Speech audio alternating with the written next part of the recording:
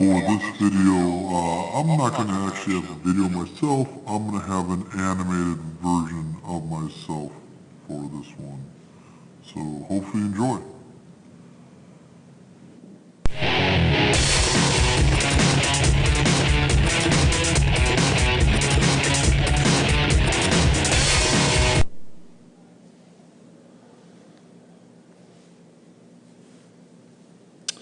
All right, so what I'm going to talk about today is a little bit about fermentation and the process of that.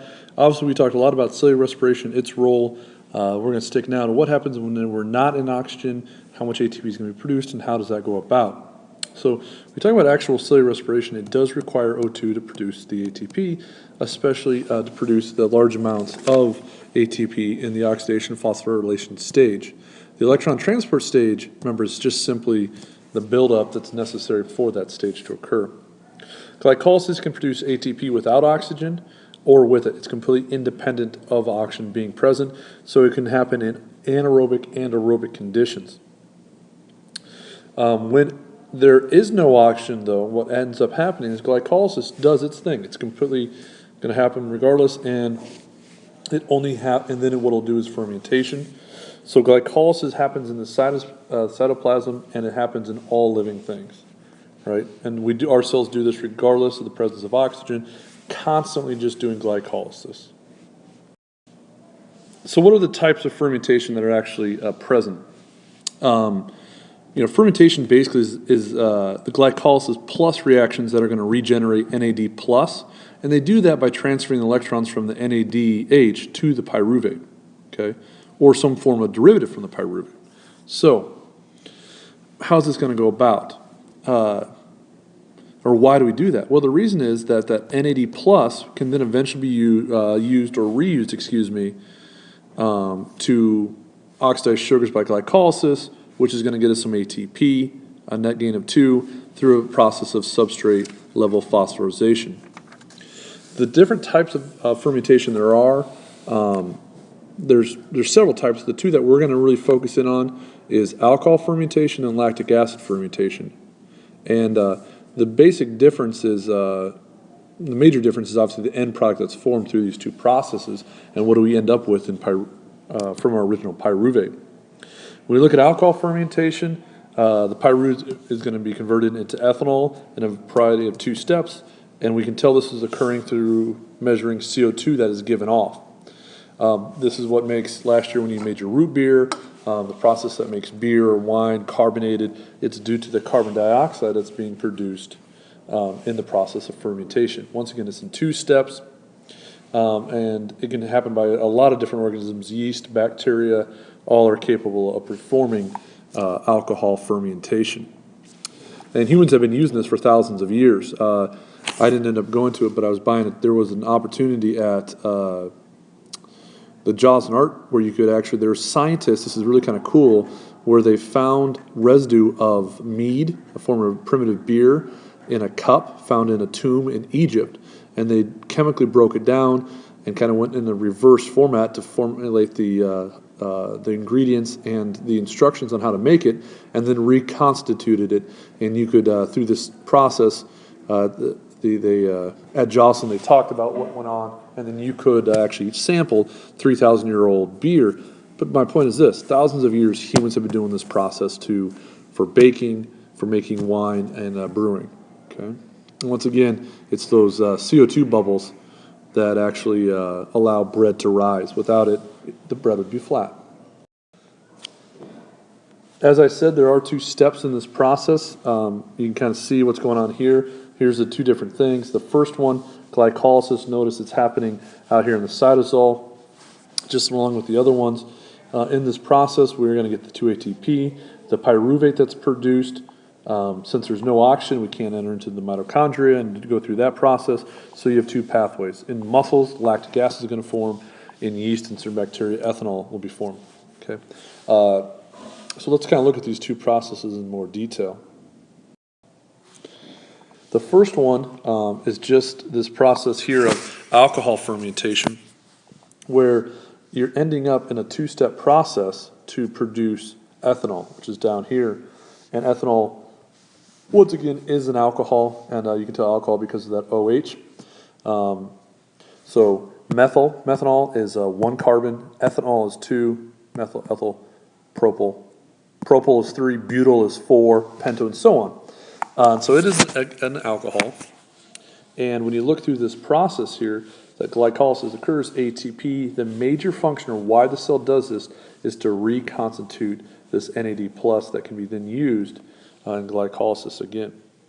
The 2 steps to go from pyruvate, step 1 to the acetaldehyde, which produces CO2. Step 3 goes to the ethanol. Lactic acid fermentation, once again, we form the lactate as the end product. There's no CO2. It can be done by fungi, bacteria to make cheese and yogurt. And obviously that's what we use it for in our muscles. When you are working out, you can get sore because of this. A couple of interesting side notes that I'm going to kind of put out there for you, I think is actually kind of fascinating. When I get up to heaven, or I hope I get to heaven, some people want to know questions to their life. I want to meet certain people. Like the guy I want to meet is the guy who was the first person ever to eat sauerkraut. Yeah, the guy who ate sauerkraut for the first time. This stuff right here. Yeah, look at that. It's really cabbage that has been fermented or is rotten. So there's some guy historically who decided, you know what? I'm going to, let me zoom this guy up. Oh, we got this rotten cabbage. What to do with it? I don't know. Let's throw it on a bratwurst. I mean, seriously, I just want to meet how crazy this guy had to be to think, a little rotten cabbage, why not spice it up with a little meat? Same thing with buttermilk. Buttermilk is sour milk, okay, that has lactic acid. That's what gives it its taste. So there's some guy or woman in the past who was like supposed to get up and make breakfast, but they didn't go out and get milk, and so the milk that they had was a little rotten. They're like, you know what, forget it. I'll just throw it in the pancakes. We'll call it buttermilk. No one will know the difference. I want to meet that person, whoever that person is, because they have to be just quite interesting. They're just not an average Joe. On top of that, I really think sauerkraut's disgusting. I don't eat it ever. Not because it's rotten, but just because it's disgusting. I take a lot of my food tips from the Greeks. Greeks don't have a lot of sauerkraut in their meals, and I'm going to follow them. When in doubt, follow the Greeks when it comes to food. Now, this is the actual process. Once again, the reason that we do this in our muscles is a lack of oxygen. The pyruvate that is found in your muscles can cause some harm. So to produce this NADH, but also to a more manageable form, we produce this lactic acid after a workout. A lot of times what ends up happening is people it builds up, can cause soreness and irritation in the muscles. So your muscles are like sponges. What do you do to a sponge when it soaks up a bunch of stuff? Number 1, you flush it out with water. Same thing with your muscles. By simply drinking lots of fluids, it'll help rinse out that lactic acid, get it to be able to filter it out, and then we can break it down using peroxisomes and other things. And then the second part of this is to stretch, to rinse out your muscles. And it's better to do it not before a workout, but after. By stretching after workout, and especially I like to do it at night. If the first time you're working out and you get a lot of lactic acid build up in your muscles, stretch before you go to bed. It'll really help prevent cramping and other soreness. All right. Both processes, when we look at fermentation and cellular respiration, their job is to take glucose and oxidize it, reduce it down to pyruvate, to smaller forms of pyruvate. And as we do this, it's going to generate some ATP and some electron carriers. The big difference is who's the final acceptor in this process. When we talk about cellular respiration, the final acceptor is the oxygen, obviously, which makes it water. But when we talk about it in pyruvate, it's fermentation. Cellular respiration produces much more ATP because of this, about 18 times more efficient than without. And once again, 18 times more. A lot less of the energy of the materials found in the bond. So before we talked about cellular respiration, about 40% is actually in the form of ATP.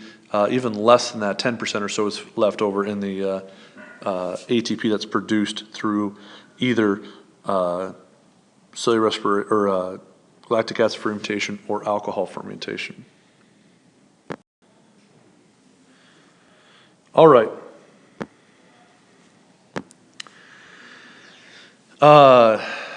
Some yeast and bacteria actually are what we call facultative anaerobes, and basically what that has to do with is they can survive either fermentation or cellular respiration. And in that process, the pyruvate is actually going to be the metabolic kind of alternative between the two processes, the two catabolic pathways.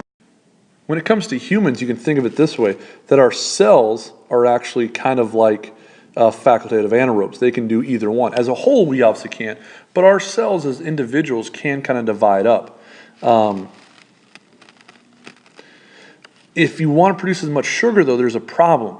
So when you're in that facultative anaerobe state, you have to consume a lot more sugar at a faster rate than during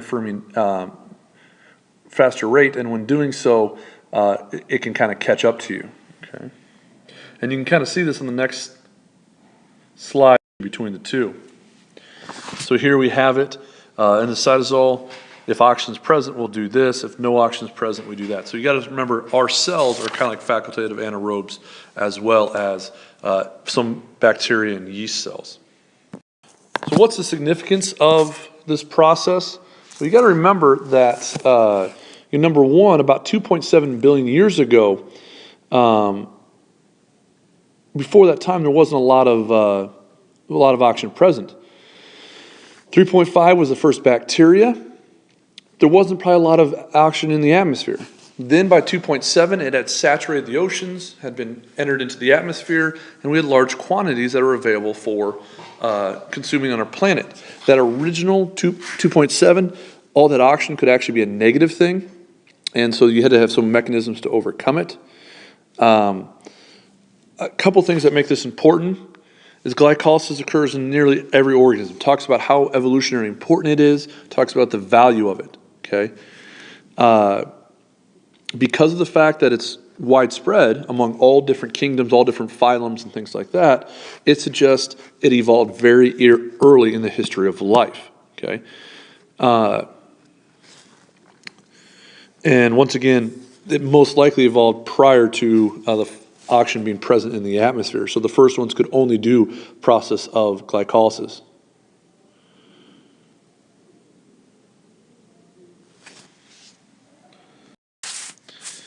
So 9.6 talks about kind of the connection between these. There's a connection between glycolysis and the citric acid cycle. Number one, they're kind of like the major intersections of the cell's catabolic and anabolic processes. In other words, the way the cell uses the energy, but also through the way it builds and produces new materials through a biosynthesis process. One of the things that's interesting about that is that what can actually do the process can happen in a lot of different forms. Glycolysis accepts a lot of different carbohydrates. Once again, we use glucose because of the simplicity of it, but proteins can be used as fuel just as much as fats, carbohydrates, and things like that. Glycogen can be used, which is just a large polysaccharide that is found mainly in animals. And once again, it can be used for a food source. Disaccharides, sucrose is a good example of something that can be used through this process to generate ATP and fuel for the body. Amino acids will be, and different amino acids work better than not, but amino acids can be used in the process. And one of the things that's a byproduct of that is ammonia that's produced along with urea and other waste products. So it's not nearly as efficient, but those things are produced, and that's why you have to urinate them out and remove them in other ways. Fats are a possible source of this, along with by being digested to the glycerol form and then in the fatty acids. Fatty acids themselves are used to generate acetyl. This can be found on page 188, and you might have a question about this that you need to answer for the bring into class on Tuesday for the exam. Now, when you think about it, fat produces more than twice as much ATP than a gram of carbohydrate. Fat's a great store of energy.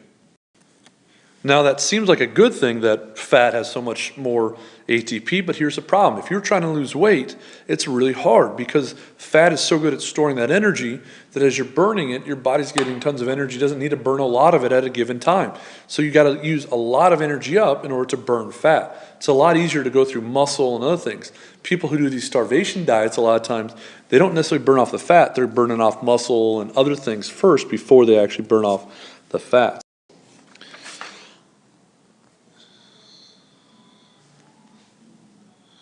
Here we can actually see the different processes. Proteins, what do we have to use those? Well, we're going to break those down into amino acids. Carbohydrates, obviously broken down into sugars. We have two different pathways that we can enter in fats. In this process, we can go through a little bit different steps of the actual process. I don't know why, by the way, my diagram has the words kind of all messed up, but anyways, just going to go with it.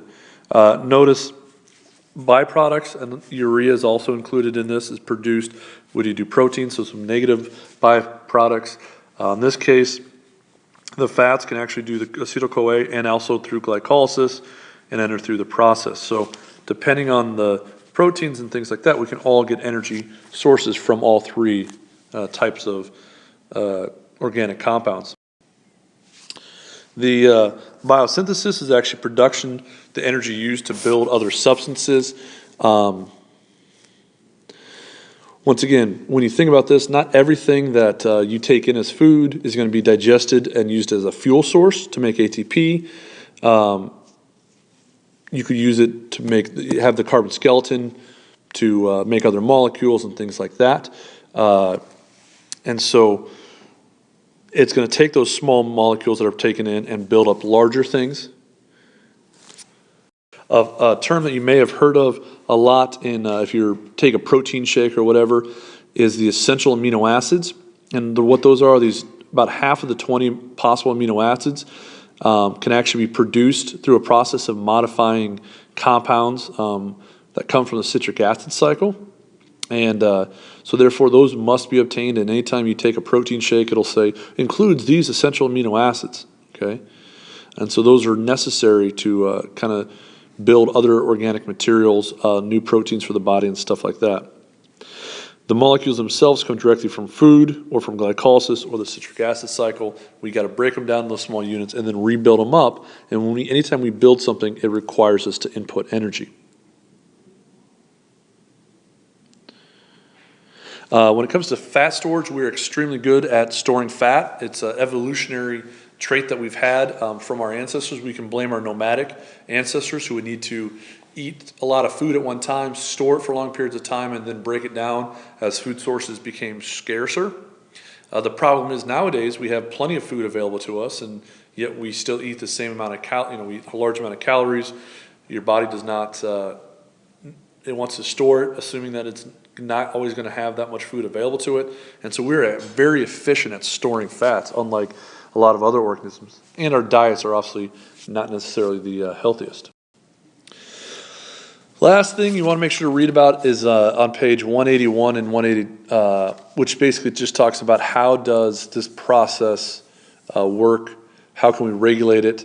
Is there any way to inhibit its action? And a feedback inhibitor is the most common mechanism for controlling this. What we're going to do is if ATP begins to drop, respiration speeds up. If we get plenty of ATP, respiration slows down. So it's a way to regulate this by the amount of ATP.